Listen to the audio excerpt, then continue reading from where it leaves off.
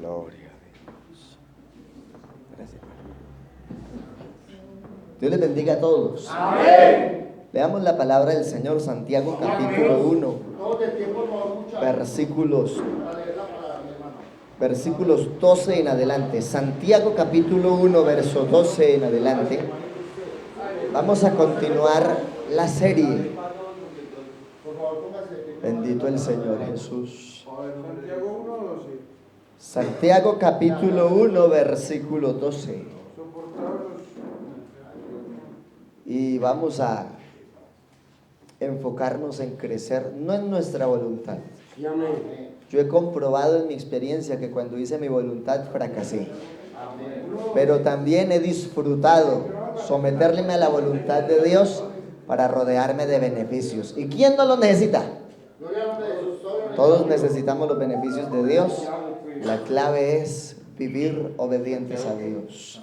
Santiago 1:12 en adelante dice la palabra del Señor: bienaventurado el varón que soporta la tentación, porque cuando haya resistido la prueba recibirá la corona de vida que Dios ha prometido a los que le aman. Cuando alguno es tentado, no diga que es tentado de parte de Dios, porque Dios no puede ser tentado por el mal, ni Él tienta a nadie, sino que cada uno es tentado cuando de su propia concupiscencia o de su propio deseo es atraído y seducido. Entonces la concupiscencia, después que ha concebido, da a luz el pecado. Y el pecado, siendo consumado, da a luz la muerte. Amados hermanos míos, no erréis. Gloria a Dios. Dando un gloria a Dios se puede decir. ¿Quién vive? Y a su nombre, a su pueblo. Dios es bueno. Y todo el tiempo. Soldados de Cristo. El nombre de Jesucristo. Tiene poder, tiene poder, tiene poder. Un grito de angustia en las calles. Y Dios lo escuchó y levantó al rescatado. Gloria a Dios. Oiga, qué bendición. Le doy un aplauso al que nos dio la vida. Bendito el Señor Jesucristo. Bueno, aquí tenemos unas notas importantes a la luz de la Biblia y quiero resaltar el versículo número 15. Entonces la concupiscencia, después que ha concebido. La concupiscencia es el deseo. Concebir es maquinar. ¿Sí? Allá en lo profundo de la mente, y usted dice, ¿todo bien? Y a uno le dicen, sí, pastor, todo bien, pero por dentro no sabe cuántas cosas maquinan. Ay, bendito. Entonces la concupiscencia, después que ha concebido, da a luz el pecado. El pecado como tal es el hecho. ¿Sí? Toda injusticia es pecado. Pero no se puede condenar solo porque lo pensó. Ahí lo está maquinando, lo está concibiendo, pero no lo ha materializado como tal. Y Dios, aunque considera nuestros pensamientos, juzga la obra. Amén. Amén. Y define, y el pecado siendo consumado, es decir, ya lo premeditó, ya lo maquinó, ahora sabe cómo ejecutarlo, y ya siendo consumado, ya lo hizo. Eso es lo que da a luz la muerte. ¿Cuál muerte? La muerte espiritual. Por eso dice Efesios que todos estábamos muertos en delitos y en pecados, pero Cristo nos dio vida juntamente con Él. Por gracia somos salvos, porque el rescate de nuestra alma y la paga del pecado lo sufrió Jesús en el Calvario. La Biblia dice, la paga del pecado es muerte, mas la dádiva de Dios, la bendición de Dios, la abundancia de Dios es vida eterna en Cristo Jesús. Denle ese aplauso al que me da vida. ¡Aleluya! Y el 16 dice, amados hermanos míos, no erréis. Mire que él no está hablando con ira, él está hablando con amor. Está cerrando parte del texto diciendo que todos los que lo están escuchando son amados como hermanos en Cristo. y por lo tanto somos nosotros responsables de no errar. Amén. Desde el principio dice, bienaventurado el que soporta la tentación. Ay, esta tentación es muy dura, pastor, usted no sabe qué es esto. Porque es lo que le dicen a uno. A mí los internos me han dicho, es que como usted no ha estado interno, no sabe qué es. No, yo sí sé qué es estar interno. Desde los 11 años. Ya Dios me rescató y ahora predico no solo en internados, sino en cárceles, fundaciones, colegios. Damos conferencias, me muevo casi por todo el distrito y a veces la agenda no me alcanza. Pero Dios es bueno. ¡Todo el tiempo! Denle ese aplauso al Señor. La clave entonces aquí es recibir la bienaventuranza, porque aunque hay tentaciones, dice, bienaventurado el que soporta la tentación, porque cuando haya resistido a la prueba, recibirá la corona de vida. O sea que al final, ¿quién tiene el control? Dios. No, nosotros. Seamos sinceros. Dios respeta su libre albedrío. Si usted quiere ver frutos, es usted que tiene que tomar la decisión y pararse en la raya y ser determinado. Pero crea, grite gloria a Dios.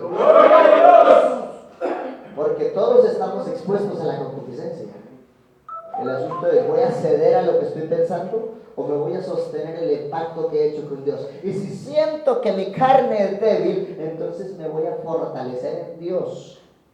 Y para eso es la oración, el estudio de la palabra, el ayuno, la vigilia, el culto, el momento devocional, el estudio del mensaje. Amén. Amén. Gloria a Dios. Cuando alguno es tentado, no diga que es tentado de parte de Dios, porque Dios no puede ser tentado por el mal, ni Él tienta a nadie. Es que estas tentaciones que me puso Dios, digo a alguien, eso no tiene sustento bíblico. Eso no existe. Eso son mentiras del diablo, si lo quiere decir así. Ay, que esa prueba, vea, la prueba tiene varios niveles. El primer nivel de la prueba, examinar para ver si ya está a punto. Segundo ámbito de la prueba, la angustia, el duelo, el luto. Tercer ámbito de la prueba, el parcial. Sí, la evaluación. Entonces yo sé que a veces los encierran en una oficina y los cogen a preguntas. No sé a cuántos se lo han hecho. ¿No? Bueno, hay etapas que sí, más que todo cuando tiene la oportunidad de empezar a liderar. Y hay que conocer qué piensa desde que conoció a Dios hasta cuando va a empezar a servir. Y ahí, aunque no se crea, se está haciendo una prueba también. Si se le puede participar del liderazgo o no. Amén. Amén. Cuando van a Silvania, más allá de que les dan la cartilla operativa y la parte espiritual con otros pastores, allá también los someten a prueba. ¿Cuánto tiempo? 3 meses. Bueno, es facilito. 90 días. Allá hay que rendir fruto en la parte administrativa, en la parte espiritual, en el testimonio, en el carácter, y mirar si tiene influencia de liderazgo o todavía se deja influir mucho por los demás. Al final, ¿quién manda? ¿Sí o no? Amén. Entonces, hay pruebas que vienen de Dios, pero las tentaciones son diferentes y Dios no tienta a nadie. Amén. Es lo que hay que resaltar. Sino que cada uno es tentado cuando de su propia concupiscencia, de su propio deseo, de lo que ha cultivado por años y de lo que quizá le ha costado desprenderse. Y recuerde que si no es con Dios, bueno, es que aquí lo decimos cada rato.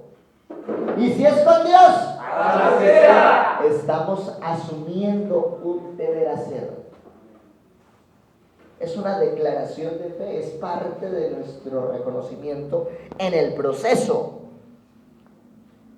Entonces ese deseo, esa concupiscencia le atrae y le seduce. ¿Y quién toma la decisión de hacer o no hacer? Yo. Bueno. Yo no soy abogado del diablo, pero sí tengo que decir que hay cosas que no le tocaron al diablo, son culpa nuestra y nos las ganamos por mérito. ¿Es en serio? Porque es que el diablo no es omnipotente ni omnipresente. Él solamente vino y dejó cizaña. Y usted, si se deja seducir y le da rienda suelta a su voluntad según la carne, entonces termina con los efectos de un mensaje que yo aquí todavía me he dado. El infierno no es para ti, pero te lo estás ganando. Que el infierno no fue diseñado para las almas humanas. Bíblicamente hablando, el diseño fue diseñado para Satanás y los ángeles que se rebelaron y no valoraron el trono de gloria al que se le había asignado. Pero luego que el hombre peca, Jesús manifestado en carne declaró por qué el hombre también va para el infierno si no se convierte. Y les dijo a los judíos que no querían recibir su mensaje y lo querían matar: vosotros sois hijos de vuestro padre el diablo, porque lo que él hace ustedes lo hacen. Él ha sido homicida desde el principio y ustedes me buscan para matarle. Así que el infierno no es para el ser humano, pero si el ser humano no se ubica, se lo gana. Y esos son efectos del pecado. Entonces, la doctrina del pecado habla de unos precedentes, de un fundamento bíblico, unas consecuencias. Hablamos de la redención, que es el remedio contra el pecado, y vamos a tener unas conclusiones al final. Digamos todo gloria a Dios. ¡Gloria a Dios! Lo que estoy presentando aquí es algo importante, que ya lo hemos visto, pero de rostros nuevos, y también vamos a hacerlo un poco más rápido para que no perdamos de vista los principios. Esta escuela de formación es un llamado a vivir en valores y en principios. ¿Y dónde nace la universalidad de los valores y los principios? En la Biblia. Aún cuando alguien toma una declaración juramentada en un juzgado, ¿sobre qué coloca la mano? La Biblia. Eso significa que aún las leyes humanas y naturales de algún modo se someten a la Biblia. La verdad. Porque la Biblia trasciende, no como historia, sino como profecía y propósito de Dios cumplido. Amén. Amén. Muy bien. Ahora, hablar de todas estas doctrinas nos da formación en nuestro ser, en el ámbito ministerial. Y habíamos dicho que hay un ministerio del cual todo ser humano que quiere ser salvo debe participar, y es el ministerio de la reconciliación. El que no se reconcilie no se salva, y es un ministerio general. Una cosa es el ministerio de un llamado para ser pastor, o para ser director, o para tener un cargo en la congregación, pero otra cosa es el llamado a ser salvo, y cuando alguien asegura su propósito de salvación, participa del ministerio de la reconciliación. La única forma de separarnos del pecado es reconciliarnos con Dios. Pero si yo sigo en enemistad con Dios por causa del pecado, ¿a dónde voy a llegar? ¿Vamos bien hasta ahí? Es importante. En el ámbito administrativo, vea, la primera empresa que tengo que aprender a administrar es mi vida. Si yo no lucho por mí, ¿quién lo hace? Dios es tan bueno que pone gente que luche por nosotros, y gratis, porque nos ama. Pero uno tiene que aprender a pelear por uno mismo. Yo tuve un caso en Ibagué, en el barrio Pecaleña, de un jovencito. Llegaba al salón, le daba vergüenza pasar adentro y se quedaba escuchando el culto en la puerta. Y los 18 meses que estuvimos allá con él, la parte más difícil fue enseñarle a administrar su propia vida. Porque apenas empezó a trabajar y empezó a tener platica, empezó a equivocarse. Es el colmo que Dios nos quiera restaurar y nos dé una bendición y no tengamos el carácter para administrarla y terminemos otra vez tocando fondo. Porque la parte más importante es aprender a administrar nuestra propia vida. Y nuestra propia vida tiene un orden que aquí lo hemos dicho varias veces. Lo primero en nuestra vida debe ser Dios. Amén. A veces decimos, amén, Dios es lo primero, pero es una lucha llegar aquí a las 5:30. Se acabaron los amenes. Y la Biblia dice, el que sabe hacer lo bueno y no lo hace, le es cortado por pecado. Hay un ya sé, pero no lo hago.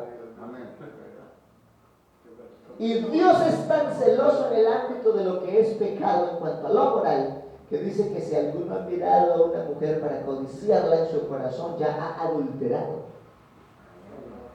Y también dice en Santiago: oh almas adúlteras, no penséis que estar en amistad con el mundo nos trae beneficio para con Dios. Si se constituye amigo del mundo, eres enemigo de Dios. Cuando habla del mundo, no está hablando de la gente, está hablando de la concupiscencia, de los deseos y el pecado. Así que cuando yo renuncié a todo eso, muerto al mundo para vivir en Cristo. Por eso podemos decir: ya no vivo yo, Cristo vive en mí. Amén. Amén. Administración eclesiástica. El ser iglesia tiene como objetivo que seamos un cuerpo espiritual conformado por creyentes cuyas vidas se han convertido en morada de Dios. Y el que de verdad es morada de Dios no tolera el pecado de su vida. Lo saca. Amén. Amén. Amén. Amén. Amén. Ese es el objetivo de ser iglesia. ¿Por qué soy iglesia? No apellido iglesias. Ser iglesia en la naturaleza del llamado de Dios es separarme del mundo de la concupiscencia y del pecado. Ser como la golondrina que es capaz de llegar al agua, sumergirse y salir seca. Hay momentos así, hay aves que son así. Ven el mundo, o sea, el mar. Ven la presa, entran, pescan, salen al otro lado, pero no se quedan entre el agua. El problema es que a veces necesitamos cosas en medio del mundo y nos quedamos en el mundo. Nos ahogamos en esa cantidad de agua que hay. Y en el ámbito bíblico doctrinal, lo único que puede mover la voluntad absoluta del hombre es el mensaje de Dios. A mí no me corrigió la cantaleta de mi papá, ni las garroteras de mi mamá. Tampoco me sirvió el internado física y humanamente hablando. El psicólogo del colegio estaba cansado, el psicopedagogo renunció, me entregó por allá a otro lado. Y siendo mis papás cristianos y ya no saben qué hacer con este indio, mi hijo le tocó para el internado. Lo que tienes y no lo valoras, lo vas a valorar cuando no lo tengas. Y la experiencia de cristiano que no quieres en un lugar cristiano, le voy a pedir a Dios para que te dé esa experiencia ya encerrado. Oiga, cómo es Dios de bueno. Respaldó esa oración de fe y esa decisión, y a los 12 años me dio la promesa del Espíritu Santo. Yo empecé a pedir el bautismo y hasta el pastor se oponía porque sabía de dónde venía. Dejémoslo hasta ahí, no voy a dar detalles.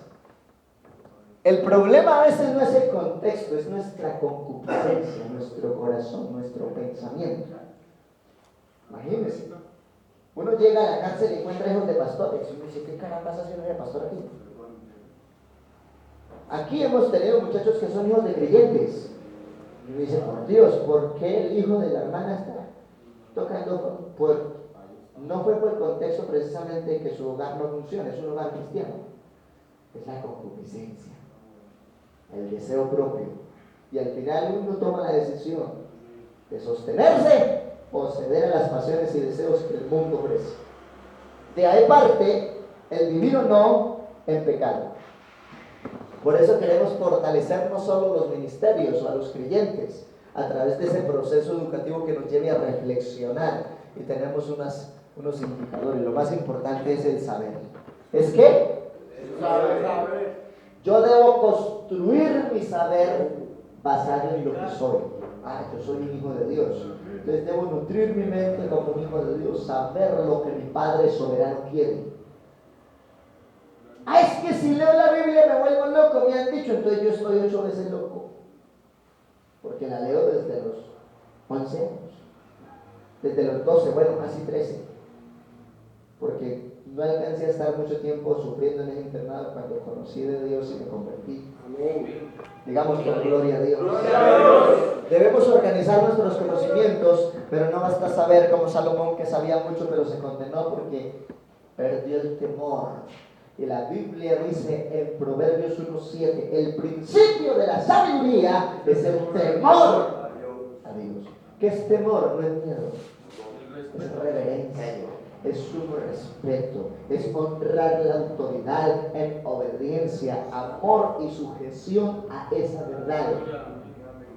La Biblia dice también en una de las cartas de Pablo: y si nos sometíamos a nuestros padres y los venerábamos, aunque nos disciplinaban como a ellos les parecía, chancla, vara, rejo, el zapato volador,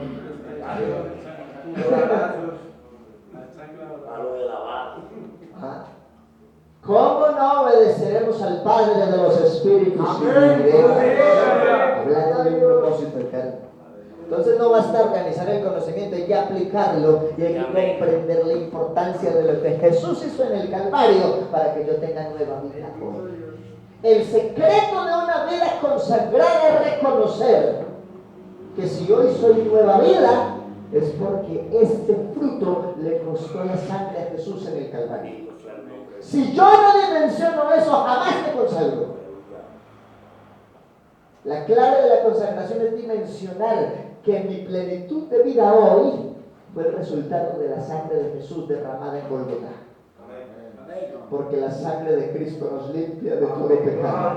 Y si alguno está en Cristo, nueva criatura es. Las cosas viejas pasaron, de aquí que todas son hechas nuevas. Eso es comprender la importancia de la redención. Aleluya. Y cuando ya tengo plenitud en mi conocimiento con base a lo que estoy formando en mí, defino lo que es el ser. Amén. Cuando yo tengo claro que soy un hijo de Dios, me congrego, así esté, mejor dicho, me voy al país, busco con quién congregarme. Amén. Porque tenemos casos de hermanos que aquí o en prisión están en todos los cultos, pero salen a la vida civil y uno no los ve en un culto. Pero decimos que somos hijos de Dios. La clave de los hijos de Dios es vivir permaneciendo en la vocación de ese llamado. El que lo crea, grite gloria a Dios. Debo considerar el valor de la doctrina y cómo eso afecta mi salvación o mi condenación. ¿Sí? Yo tengo que ser muy claro. Apartarme del pecado define que yo sea salvo. Y si soy salvo, tengo fruto en lo social. Bendición, testimonio, ministerios, cargos de honra, liderazgos, lo que Dios quiera. Pero si sigo tolerando el pecado en mi vida, entonces Dios me va a quitar todos esos privilegios. Ahora, alguien dijo: es que el diablo también bendice. Vea, póngale cuidado lo que voy a decir. El diablo no bendice, el diablo ata.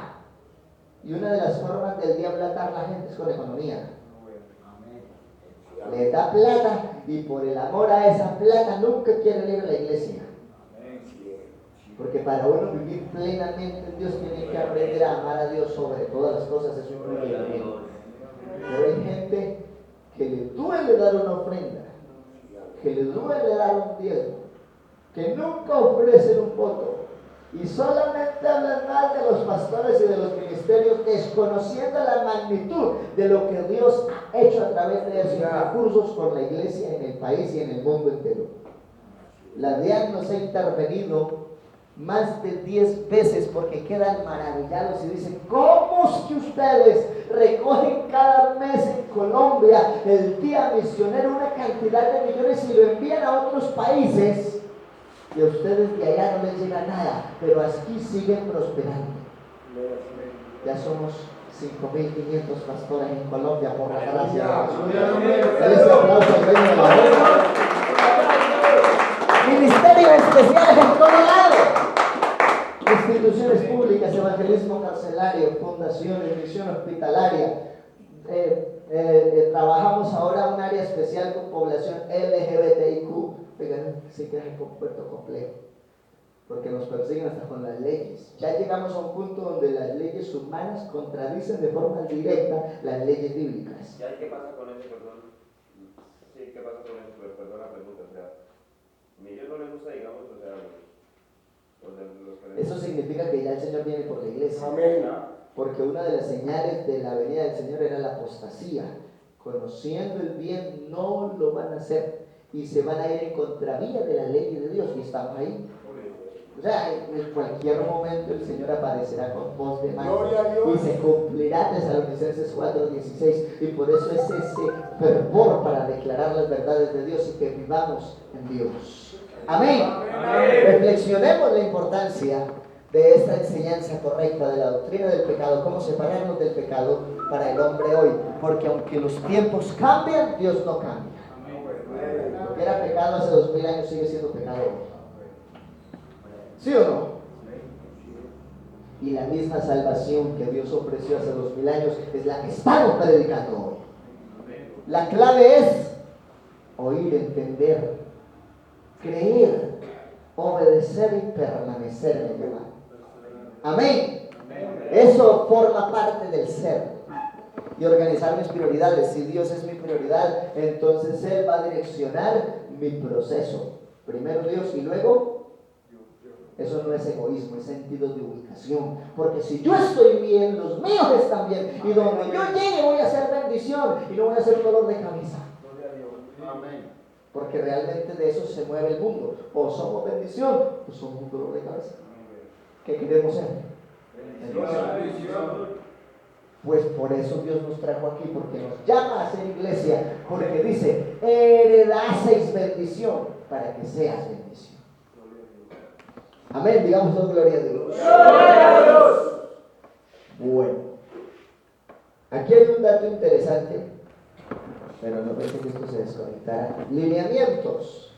Tenemos, ¿quién vive? ¡Cristo! La enseñanza en toda una área que es teológica y doctrinal, la parte de la teología nace de la Biblia, y Theos es Dios y Logos es ciencia, es decir, la teología es la ciencia que se ocupa del estudio acerca de Dios y su relación con el hombre, en donde se determina que Dios separa al hombre del pecado mediante la fe y la obra del Espíritu Santo, y si no, el hombre no es salvo. Amén. Pero también se determina que para que el hombre sea salvo, más allá de oír, entender y creer, necesita obedecer. Y hay unas llaves de la salvación que están en Hechos 2:38, que son arrepentimiento, bautismo en el nombre de Jesucristo para perdón de pecados, y es para el que ya tiene conciencia y reconoce las verdades y los efectos del pecado y quiere ser absolutamente liberado del pecado. Porque no hay otro nombre bajo del cielo dado a los hombres en que podamos ser salvos. Amén, amén. Y también dice Colosenses, para que todo lo que hagáis, sea de palabra o de hechos, lo hagamos en el nombre del Señor Jesús, dando gracias. Cuando alguien es fiel y hace todo en el nombre de Jesús, ¿será que fracasa? No. Claro, si está mal ubicado doctrinalmente hablando, va a seguir pensando que se persina y va a ir a hacer la vuelta. Porque hay un montón de gente que es así. En una ocasión me pasó algo en un penal y uy, pastor, óreme que tengo que dar una vuelta.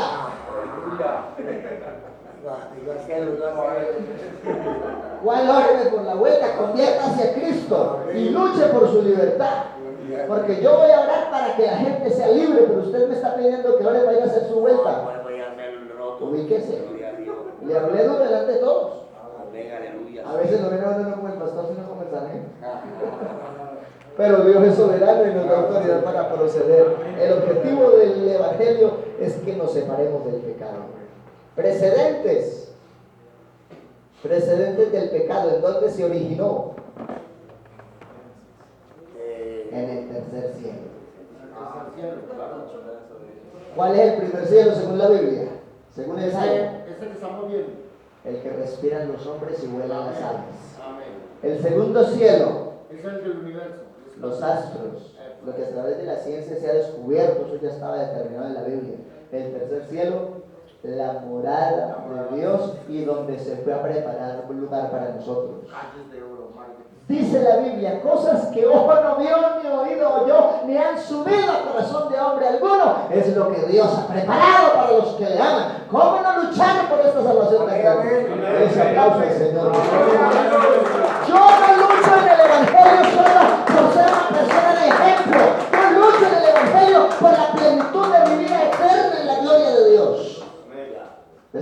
Dios se reservó y que por mucho que crezca la ciencia jamás van a llegar donde Dios tiene su morada, porque Él habita en la eternidad. Amén.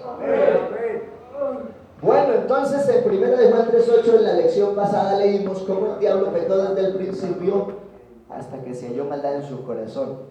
O sea que él también fue tentado, fue seducido por su propia concupiscencia. ¿Cuál era el deseo de Satanás? Ser su propio trono. Ser semejante al Altísimo. Y quiso quitar al que lo creó. Oiga, ¿cómo es de necio que siendo una criatura quiere quitar y despojar al que lo creó? Y así es el ser humano. Es más, cuando Adán pecó, ¿a quién le echó la culpa? A la mujer. Ni siquiera a ella, a Dios. No, le echó la culpa a Dios, sí, porque le dijo. Es que uno a veces no le lee en la Biblia. Señor, la que tú me diste por compañera. Es decir, usted me la entregó con defectos. Cuando el ser humano se vuelve pecador, se vuelve atrevido y hasta juzga que Dios lo hizo mal. Y pelean con Dios. Había que decir, yo no la pedí así. Yo no la pedí. ¿Cómo así? Oye, el ser humano es una cosa seria. No hay cosa más terrible que darle ventaja a la concupiscencia del pecado. Porque el ser humano termina hasta culpando a Dios de sus errores. Muchos salen por esa puerta diciendo que esa fundación no sirve para nada. Pero de esta fundación han salido pastores. De esta fundación han salido misioneros. De esta fundación han salido predicadores. De esta fundación han salido diáconos. Y hasta yo a veces me he dado el gusto de cuando lo veo bien, yo voy a sacar los corotos para que se ubiquen en mi casa. Ya tienen trabajo y Dios los proyecta. Son líderes. Démosle un aplauso al Rey de la Gloria. Bendito el Señor. El pecado no existía hasta que aquel querubín decidió rebelarse contra Dios, queriendo ser igual a Dios. Textos bíblicos que lo relacionan de ese modo para que usted lo lea, y la vez pasada lo leímos, pero vamos a repasarlo. Ezequiel 28:15, Isaías 14:14, Apocalipsis 12:9, cómo los ángeles que se dejaron convencer por Satanás perdieron el derecho a su morada eternamente. ¿Cuál es la lucha entre las tinieblas, Satanás, los demonios y el hombre? Que el hombre tiene oportunidad de vida eterna y se convierte. Los demonios y Satanás no. Por eso la Biblia dice que las tinieblas, que Satanás sabe que le queda poco tiempo y está buscando arrebatar a los hijos de Dios. Tanto que la Biblia dice que los hijos de las tinieblas son más sagaces que los hijos de la luz. A nosotros nos toca ver a los creyentes: oiga, hermano, espabílese, porque las tinieblas vuelan. Pero usted es un hijo de Dios que debe tener carácter. Amén. Amén. Entonces, ¿qué es el pecado? Es amartía, desde el griego así se traduce. Amartía es pecado. Es errar al blanco, es decir, yo tengo un objetivo y mi objetivo es gozar de los beneficios de Dios y ser salvo. Ser un modelo de vida social. Ser alguien que Dios en su momento pueda usar. Bueno, si ese es mi objetivo, cuando me dejo distraer por otras cosas y no doy en ese objetivo, ya estoy errando al blanco, ya estoy pecando. El que sabe hacer lo bueno y no lo hace es contado por pecado. Amén. Parábasis, que tiene que ver con la transgresión o la violación de la norma. ¿Quién me ayuda leyendo Romanos 3:23? Ahí hace una generalidad sobre el pecado y sus efectos. ¿3:23? Sí. ¿Qué es aquí? Romanos 3:23. Por cuanto todos pecaron y están destinados. ¿Por cuánto qué? Todos pecaron. No, yo no he pecado. Y Hay gente que dice que es que no ha pecado. Yo no entiendo. Y están destituidos de la gloria de Dios. ¿Cuáles fueron los alcances del pecado? ¿Destituirnos de dónde? De la gloria de Dios. Por eso es que la gente pelea contra Dios, pelea contra los pastores, pelea contra el evangelio, pelea contra las organizaciones cristianas. Porque el discurso de ellos es: ¿y si Dios existe, por qué hay tanto niño huérfano, desamparado y con hambre? Porque está escrito en la Biblia: por cuanto se han desechado de mi ley, me he apartado de sus hijos. Pero no es que Él se quiera apartar de esas generaciones, son los efectos de una generación que se olvidó de Dios. Y está escrito en la palabra. Así que la generación sufre es porque se olvidó de Dios, no porque Dios no esté. Digamos gloria a Dios. Ahora, ¿qué dice Romanos 4:15? Porque dice que cuando se viola la norma es ir más allá del límite establecido. Por ejemplo, yo soy sargento del orden.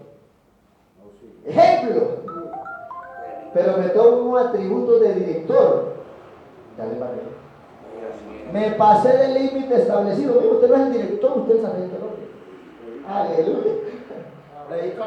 Cierto, con la palabra. Dime, Dios, lo bonito que es. Amén. Hermano, es que usted es el subdirector, usted no es el director. Ahí bendito. No es pasarse del límite establecido. A mí me han dicho varias veces, hermano, es que usted no es el coordinador. Amén, con toda la razón. Yo soy pastor capellán, somos entre dos. Pero el hecho de que tengamos un llamado no significa que es para abusar de nuestra autoridad. Uno tiene que ser ubicado en Dios. El que vive bajo la autoridad de Dios sabe administrar esa autoridad en beneficio de los que tiene a cargo. La autoridad no daña, la autoridad de Dios no maltrata, la autoridad de Dios ama, sana, corrige, inspira, da ejemplo. Dele ese aplauso al Dios de la gloria. Alabanzas. Romanos 4:15, ¿quién lo tiene? ¿Quién lo leyó? Amén. Dice, Gloria al Señor. porque la ley provoca la ira de Dios cuando no se obedece. Cuando no se obedece, la ley es santa. Pero si yo no obedecía a la ley, ¿qué provoqué en Dios? Ira. Y la Biblia dice, ay de aquel que deba padecer el juicio de la ira de Dios. A eso se le llama gran tribulación. No se ha cumplido todavía porque hay gracia. Y la Biblia dice que el ministerio de la iniquidad no se ha desarrollado porque al presente hay algo que lo detiene. ¿Qué es? El Espíritu de Dios, la gracia sobre los creyentes que todavía nos consagramos. Pero cuando el Señor venga por la iglesia y no quede fe genuina, dice la Biblia, correrán de mar a mar buscando quien les predique y no lo hallarán. Los valientes anhelarán la muerte y la muerte huirá de ellos. ¿Por qué? Porque es el derramamiento de los juicios de la ira de Dios contra el pecado. Pero Dios, antes de juzgar el pecado, envió una oportunidad. Vayan y prediquen el evangelio a toda criatura. El que creyere y fuere bautizado será salvo. El que no será condenado. Y estas señales seguirán a los que creen. En mi nombre echarán fuera demonios. Oiga, eso sí que nos pasa en la cárcel. Y aquí ya me ha pasado varias veces. Hablarán nuevas lenguas, tomarán serpientes en sus manos, si bebieren cosa mortífera no les hará daño. Esa ya la viví en Lérida, y la misma señora que me intentó hacer daño llegó a testificar al salón. Aquí sí está el Dios de la verdad, porque intenté acabar con ese muchacho y entendí que el Dios de esta iglesia es real y quiero que oren por mí para entregar mi vida al Dios de ese muchacho. Yo quedé así. O sea, si Dios no hace el milagro, yo no estaba aquí, estaría muerto. Pero lo que la Biblia dice se sigue comprobando cada día. Dele ese aplauso al Rey de la Gloria. ¡Aleluya! Así que hay muchos textos aquí para relacionar. Desde el punto de vista etimológico, el origen de la palabra del hebreo es la ignorancia o inadvertencia. En jurídica se dice el desconocimiento de la norma no le exime de la responsabilidad. ¿Sí o no? Amén. Bueno, a eso se refiere. Lo dice así para que entiendan mejor. Transgresión o rebelión. Transgredir es hacer lo que no hay que hacer. Y rebelión es contradecir lo que ya está declarado. ¿Conoce a alguien así? ¿No? ¿No hay rebeldes por ahí? Vean, para Dios es más fácil perdonar la ignorancia